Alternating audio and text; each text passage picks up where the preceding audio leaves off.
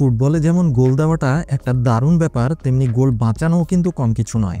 Lionel স্ক্যালোনির Argentina দলের খেলা দেখলে আপনি অবাক হবেন, বিশেষ করে তাদের ডিফেন্স বা রক্ষণভাগ দেখে।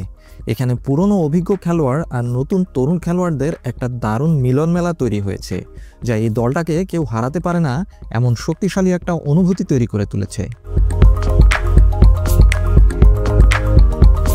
আর্জেন্টিনার ডিফেন্সের সবচেয়ে পরিচিত এবং যার উপর ভরসা করা যায় তিনি হচ্ছেন নিকোলাস ওতামেন্দি। অনেক বছর ধরে তিনি দলের রক্ষণভাগের মেরুদণ্ড হয়ে আছেন। বয়স বাড়লেও তার শক্তি, বুদ্ধিমত্তা আর প্রতিপক্ষের আক্রমণ থামানোর ক্ষমতা একটুও কমেনি। প্রতি ম্যাচে তিনি 4 থেকে 5 বার বিপজ্জনক পরিস্থিতি সামাল দেন এবং 2-3টি প্রতিপক্ষের পাস আটকে দেন।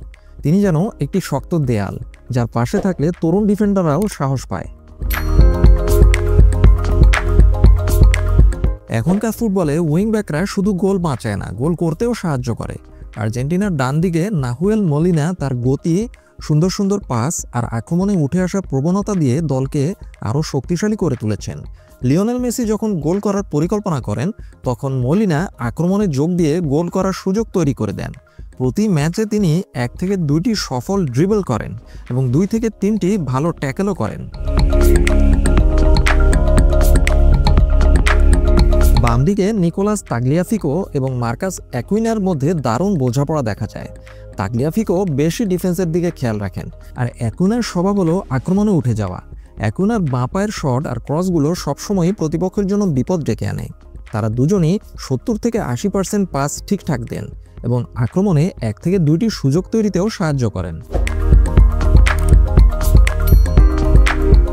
ডিফেন্সের সেন্টারে ওতামেন্দির পাশে কে খেলবেন তা কোচ লিওনেল স্ক্যালোনির জন্য সবসময় একটি ভালো ধরনের সমস্যা। ক্রিস্টিয়ান রোমেরো, তাকে এখনকার বিশ্বের সেরা মাঝমাঠের ডিফেন্ডারদের একজন বলা হয়। তার আক্রমণাত্মক খেলা, নিখুঁত ট্যাকেল আর বল কেড়ে নেওয়ার ক্ষমতা অসাধারণ। ওতামেন্দির অভিজ্ঞতার পাশে রোমেরোর তারুণ্য আর শক্তি দলের ডিফেন্সকে আরও শক্ত করে তোলে। রোমেরো প্রতি ম্যাচে 4 থেকে 5টি ট্যাকেল বা পাস আটকে দেন এবং 90%-এরও বেশি পাস ঠিকঠাক দেন।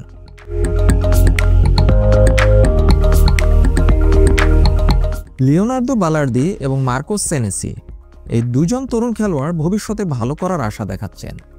লিওনার্দো বালার্দি দ্রুতগতি সম্পন্ন এবং বল নিয়ে খুব ভালো খেলেন। অন্যদিকে মার্কোস সেনেসি বেশ শক্তিশালী এবং হেডে তার দক্ষতা অসাধারণ। আর্জেন্টিনা দলে এ ধরনের তরুণ খেলোয়াড়ের কারণে কোচ স্ক্যালোনির হাতে আরও বেশি অপশন তৈরি হয়েছে। অন্যদিকে গঞ্জালো মন্টিয়েল একজন নির্ভরযোগ্য রাইট ব্যাক, যিনি দরকার হলে মলিনার জায়গায় খেলতে পারেন।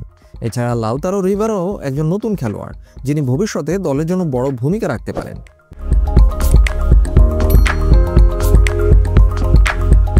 সব মিলিয়ে ডিফেন্সে তৈরি হয়েছে এক অপরাজেয় দেয়াল। আর্জেন্টিনার রক্ষণভাগে অভিজ্ঞ ওতামেন্দি, আকুনা, তাগলিয়াফিকো এবং তরুণ রোমেরো, মলিনা, বালার্দি, সেনেসি, এই খেলোয়াড়দের একটি অসাধারণ মিলন মেলা ঘটেছে। তাদের গড় উচ্চতা প্রায় 6 ফুট, যা কোনাকুনি শট বা ফ্রি কিক সামলাতে তাদের দারুণ সাহায্য করে। গত বিশ্বকাপে তাদের ডিফেন্স ছিল দেখার মতো। গ্রুপ পর্বের পর থেকে কোয়ার্টার ফাইনাল পর্যন্ত তারা মাত্র 1টি গোল হজম করেছিল। তারা দ্রুত প্রতিপক্ষের আক্রমণ থামিয়ে দিতে পারে এবং মাঝমাঠের খেলোয়াড়দের সাথে তাদের বোঝাপড়াও অসাধারণ। আর্জেন্টিনার এই ডিফেন্ডাররা শুধু গোলই বাঁচায় না, তারা আক্রমণের শুরুটাও তৈরি করে দেয়। তাদের লম্বা পাস, উইংব্যাকদের আক্রমণে উঠে আসা এবং মাঝমাঠের ডিফেন্ডারদের নিখুঁত পাস দলটিকে মাঝমাঠের দখল নিতে সাহায্য করে। কোচ স্ক্যালোনির আর্জেন্টিনা দল যেন একটি সুন্দর মালা, যেখানে প্রতিটি ডিফেন্ডারই তাদের কাজটা খুব ভালোভাবে করে দলের জেতার পথ তৈরি করে দেয়। তারা শুধু আর্জেন্টিনার রক্ষণভাগের শক্তিশালী একটি দেয়াল নয়, জয়ের আসল কারিগরও বটে।